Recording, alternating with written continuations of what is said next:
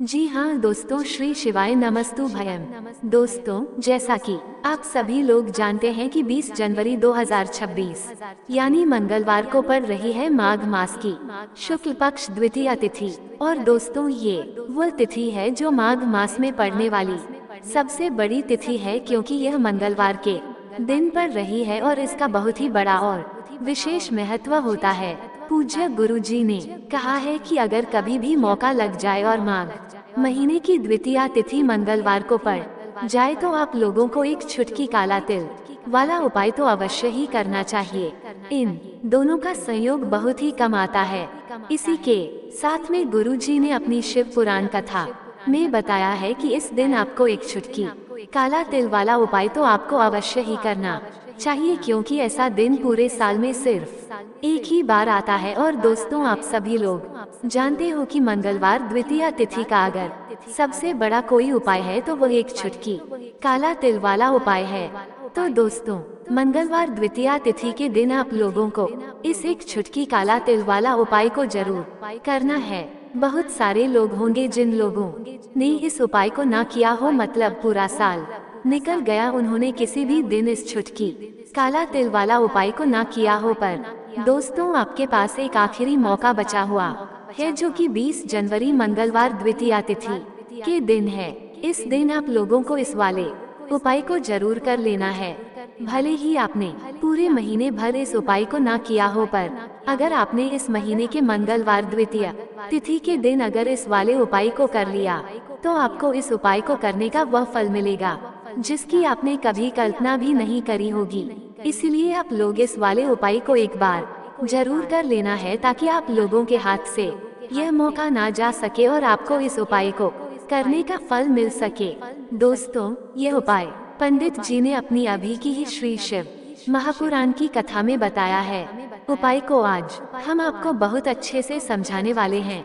इस वीडियो को देखने के बाद इस उपाय को समझने के लिए आपको कोई और वीडियो को देखने की जरूरत नहीं पड़ेगी। तो चलिए दोस्तों, उपाय को शुरू करते हैं।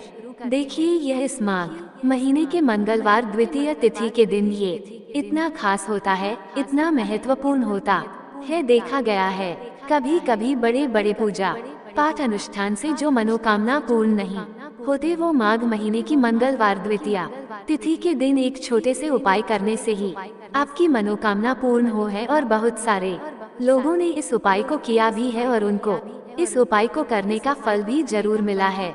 अगर आप लोग भी इस उपाय को करना चाहते हैं तो आप इस उपाय को पहले अच्छे से समझ लेना, सुन लेना, उसके बाद करना। आपको इस उपाय का फल जरूर मिलेगा। और इस उपाय को कर लेने से आपके घर में चाहे किसी भी प्रकार की दोहक और समस्या क्यों ना चल रही हो, आपको उसका कारण भी नहीं पता है कि भाई ये समस्या किस कारण से चल रही है। उसका कुछ भी कारण हो सकता है, जैसे पितृ दोष हो सकता है या किसी भी तरह का मंगल दोष भी हो सकता है।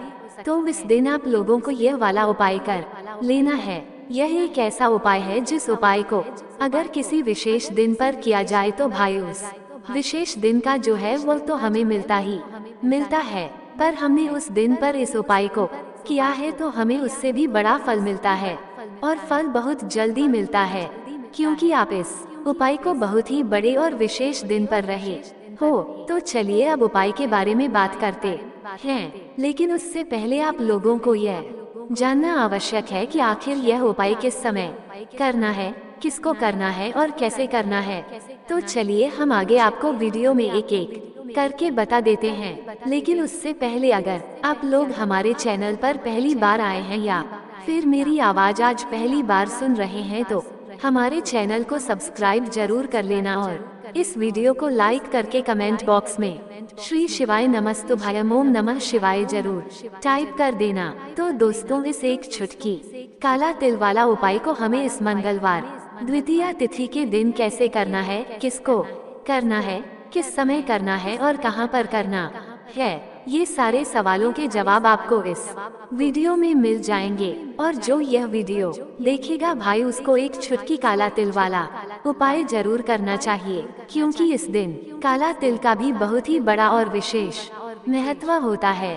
और बात आ जाए एक छुटकी काला तिल वाला उपाय की, तो ये सोने पर सुहागा वाली बात हो जाती है और यह एक बहुत ही बड़ा उपाय हो जाता है इस मंगलवार द्वितीय तिथि का। तो अब दोस्तों, इस एक छुटकी काला तिल वाला उपाय को आखिर करना किसको है, सबसे पहले हम लोग वह बात जान लेते हैं। तो देखो, घर की जो बड़ी माताएं बहनें होती हैं, उन माताओं बहनों में से कोई भी एक बड़ी माता बहन इस वाले उपाय को कर सकती हैं। और दोस्तों, अगर आप तो अपने घर में से सभी सदस्यों को भी इस उपाय को करवा सकते हैं। अगर किसी व्यक्ति की खुद की कोई मनोकामना है, खुद की कोई दुख और परेशानी है जो कि वह अपने लिए ही करना चाहता है इस वाले उपाय को, तो वह खुद अपने लिए भी कर सकता है।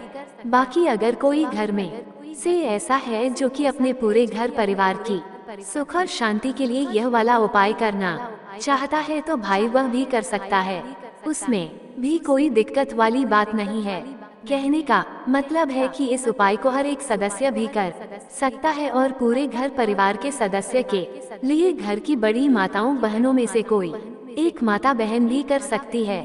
माताएं बहनें अगर घर में उपस्थित ना हो या वह ये वाला उपाय न कर पा रही हो, तो फिर घर का कोई बड़ा सदस्य भी इस एक छुटकी काला तिल वाला उपाय को कर सकता है, चाहे फिर वो पुरुष ही क्यों ना हो, उसमें कोई भी दिक्कत वाली बात नहीं है। उसके बाद में दोस्तों, जो अगला प्रश्न निकल आता है वो यह आता है इस उपाय को लेकर कि आखिर इस उपाय को हमें किस समय करना है, सुबह के समय करना है कि शाम के समय करना है।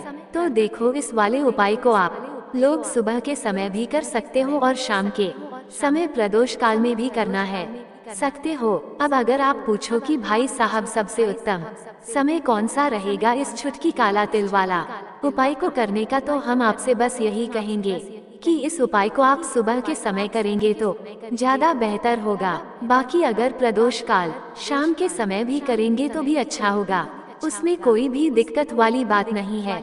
तो अब दोस्तों, जो अगली सबसे बड़ी और महत्वपूर्ण बात आती है वो यह आती है कि सुबह अगर हम उपाय को करेंगे तो हमें कितने बजे से लेकर कितने बजे तक के बीच में करना है, और शाम के समय प्रदोष काल में करेंगे तो हमें कितने बजे से लेकर कितने बजे के बीच में करना है। तो देखो, सुबह जितनी जल्दी हो सके आप उपाय को करने की कोशिश करना कि अगर किसी कारणवश लेट भी हो जाओ, थोड़ी देर भी हो जाए, तो 10 या 11 बजे तक भी आप उपाय कर लेना और 12 बजे से ज्यादा देरी ना हो, ठीक है, इस बात का ध्यान रखना। उसके बाद में दोस्तों, अगर शाम के समय प्रदोष काल की बात करें, प्रदोष काल का जो समय है होता है वो शाम के 6 बजे से शुरू हो जाता है।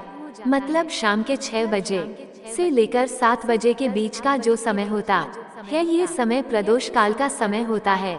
तो आप उपाय को 7 या 8 बजे के बीच में भी कर सकते हो। मतलब शाम के 6 बजे से रात 8 बजे के बीच में आप कभी भी इस वाले उपाय को कर सकते हो, उसमें कोई भी दिक्कत वाली बात नहीं है।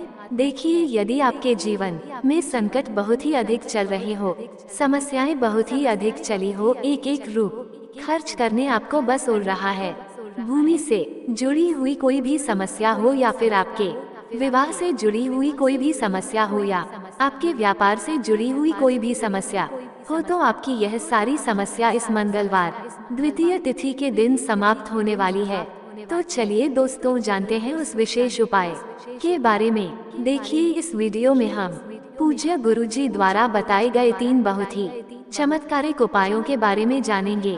देखिए, ये जो उपाय है आपके जीवन से दुर्भाग्य का तो अंत करेंगे ही साथ यदि आपके जीवन में धन की समस्या चल रही है तो वह सभी भी आपकी समाप्त हो जाएंगी। देखिए, गुरुजी ने बताया है कि जब भी मंगलवार द्वितीय तिथि का दिन पड़े तो हमें कर्ज मुक्ति के लिए कुछ उपाय करने चाहिए। इसी के साथ हमें धन प्राप्ति, भूमि से जुड़े कार्यों और विवाह के लिए भी उपाय करने चाहिए। तो चलिए दोस्तों, जानते हैं गुरुजी द्वारा बताए गए सबसे पहले उपाय के बारे में। देखिए, ये उपाय विशेषकर उन लोगों को करना है जिनकी भूमि से जुड़ी कोई भी समस्या चल रही हो, यानी कि उनकी भी जमीन से जुड़ी हुई समस्या चल रही है, यानी कि जो लोग मकान खरीदना चाहते हैं या फिर उनका खेत से जुड़ा कोई भी केस चल रहा है, या फिर जिनके भी विवाह में विलंब हो रहा है, या फिर जिन भी लोगों के जीवन में कर्ज बहुत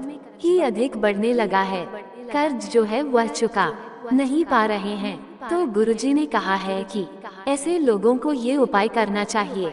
देखिए, इस उपाय के लिए आपको थोड़े से काले तिल लेने हैं। देख, आपको मात्र एक चुटकी काले तिल लेने हैं। इसी के साथ में आपको थोड़ा सा शहद ले लेना है।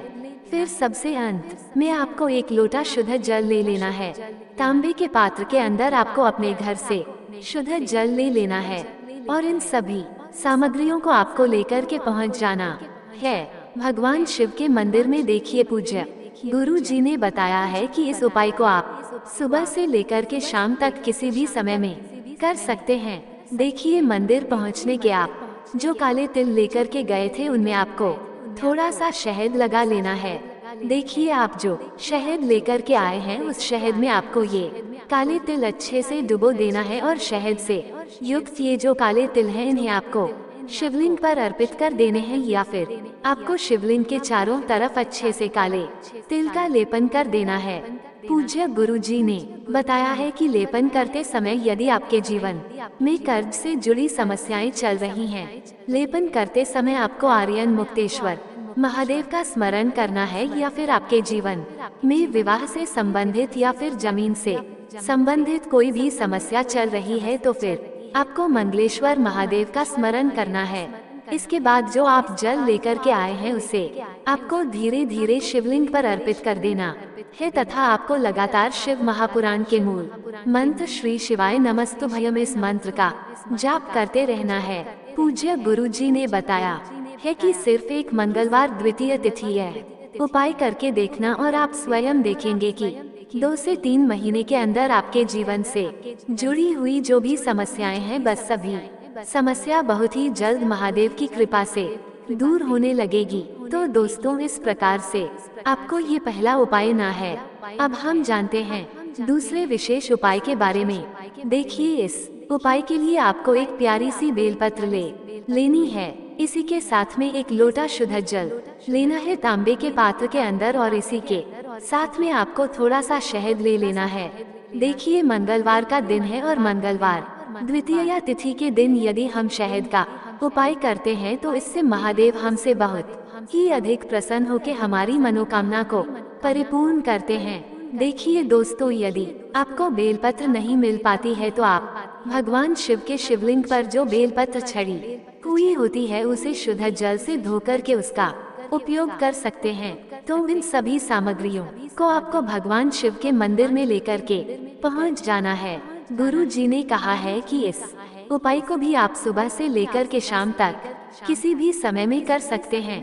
देखिए, मंदिर पहुंचने के बाद आपके पास जो एक बेलपत्र है और बेलपत्र की जो सबसे बड़ी वाली पत्ती होती है और उसकी जो चिकनी साइड होती है उस पर आपको अच्छे से शहद का लेपन कर देना है। यानी कि बेलपत्र की बड़ी वाली पत्ती पर पूरी पत्ती पर अच्छे से शहद लगा देना है। अब देखिए, ये जो बेलपत्र है इसे आपको अपने सीधे हाथ की हथेली पर रखना है और आपके जो भी कार्य अटक रहे हैं, देखिए बहुत से लोग ऐसे होते हैं जो अपने नौकरी को प्राप्त करने के लिए सालों से तैयारी करते हैं लेकिन उनको नौकरी नहीं प्राप्त हो पाती है। बहुत से ऐसे लोग होते हैं जो बहुत ही मेहनत करते हैं, धन भक्ति के लिए बहुत अधिक प्रयास करते हैं लेकिन फिर भी उनको धन प्राप्त नहीं हो पाता है।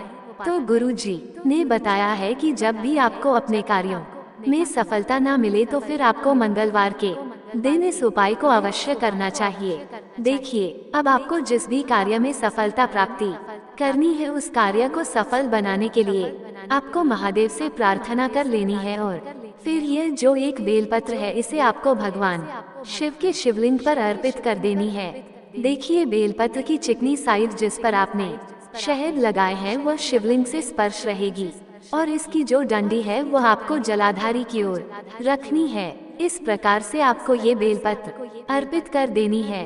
अब देखिए, आप जो एक लोटा जल लेकर के आए हैं उसे आपको भगवान शिव के शिवलिंग पर धीरे धीरे अर्पित कर देना है। श्री शिवाय नमस्तुभयम इस मंत्र का जाप करते हुए देखिए, जैसे ही यह जल शिवलिंग से होकर के जलाधारी की ओर बह के आएगा तो इसे आपको थोड़ा सा अपने सीधे हाथ की हथेली में झेल लेना है। इस जल को आपको अपनी दोनों आँखों पर लगा लेना है और इस जल का थोड़ा सा छिड़काव आपको अपने शरीर पर कर लेना है। पूज्य गुरुजी ने बताया है कि जब भी हम मंगलवार के दिन शहद वाली बेलपत्र शिवलिंग पर अर्पित करते हैं तो इससे हमें महादेव हर कार्य में सफलता प्राप्त करवाते हैं। यदि हमें अपनी मेहनत करने के बावजूद भी पर्याप्त मात्रा में सफलता नहीं मिल पा रही है तो गुरुजी ने कहा है कि आपको मंगलवार द्वितीया तिथि के दिन ये चमत्कारिक उपाय अवश्य ही कर लेना है। अब दोस्तों हम जान लेते हैं गुरुजी द्वारा बताए गए तीसरे विशेष उपाय के बारे में। देखिए, इस उपाय के लिए भी आपको मात्र एक लोटा शुद्ध जल ले लेना है तांबे के पात्र के अंदर। फिर इसी के साथ में आपको एक प्यारी सी बेलपत्र ले लेनी है। बेलपत्र आपको ध्यान की गई थी रखना है कि कैसे भी कटी हुई खंडित नहीं होनी चाहिए। अब देखिए, मात्र 2 सामग्री लेकर के आपको भगवान शिव के मंदिर में पहुंच जाना है। पूज्य गुरु जी ने बताया है कि यह उपाय विशेषकर उन लोगों को करना है जिनकी कोई भी विशेष मनोकामनाएं जो कई दिनों से परिपूर्ण नहीं हो पा रही, चाहे वह विवाह से संबंधित हो, नौकरी से संबंधित हो, व्यापार से संबंधित हो, चाहे किसी भी प्रकार की मनोकामना है जो परिपूर्ण नहीं हो पा रही है तो उसके लिए आपको यह उपाय करना है। देखिए, इस उपाय को भी आप सुबह से कि शाम तक किसी भी समय में कर सकते हैं। देखिए, मंदिर पहुंचने के बाद सबसे पहले तो आप बेलपत्र लेकर के आए हैं, उसे आपको अपने सीधे हाथ की हथेली पर रखना है और आपको महादेव से प्रार्थना करनी है कि हे मेरे महादेव, मेरी ये जो मनोकामनाएं बहुत दिनों से अधूरी है, मैंने कई प्रकार के उपाय कर लिए हैं, कई प्रकार के व्रत कर लिए हैं, लेकिन अभी तक मेरी मनोकामना परिपूर्ण नहीं हो पाई है। तो उस मनोकामना को परिपूर्ण करने के लिए प्रार्थना करनी है और यह एक बेलपत्र आपको शिवलिंग पर अर्पित कर देनी है। देखिए, बेलपत्र की जो चिकनी साइड है वह शिवलिंग से स्पर्श रहेगी और इसकी जो है वो आपको जलाधारी की ओर रखनी है। इस प्रकार से आपको ये बेलपत्र अर्पित कर देनी है। इसी प्रकार से आपको ये बेलपत्र अर्पित करनी है। अब देखिए, आप जो एक लोटा शुद्ध जल लेकर के आए हैं, इसे आपको धीरे धीरे शिवलिंग पर अर्पित कर देना है। इस मंत्र का जाप करते हुए देखिए, जल अर्पित करते हुए आपको कम से कम 11 बार श्री शिवाय नमस्तुभयम या फिर ओम नमः शिवाय इस मंत्र का जाप कर लेना है। पूज्य गुरुजी ने बताया है कि जो भी व्यक्ति 20 जनवरी मंगलवार द्वितीया तिथि के दिन शिवलिंग के सामने इस उपाय को करता है तो उसकी जो भी मनोकामना है वह महादेव की कृपा से निश्चित ही परिपूर्ण हो जाती है। तो दोस्तों, ये थे पूज्य गुरुजी द्वारा बताए गए कुछ बहुत ही खास उपाय। अगर आपको जानकारी अच्छी लगी हो तो वीडियो लाइक करिएगा। मिलते हैं फिर एक नए वीडियो के साथ। श्री शिवाय नमस्तुभयम।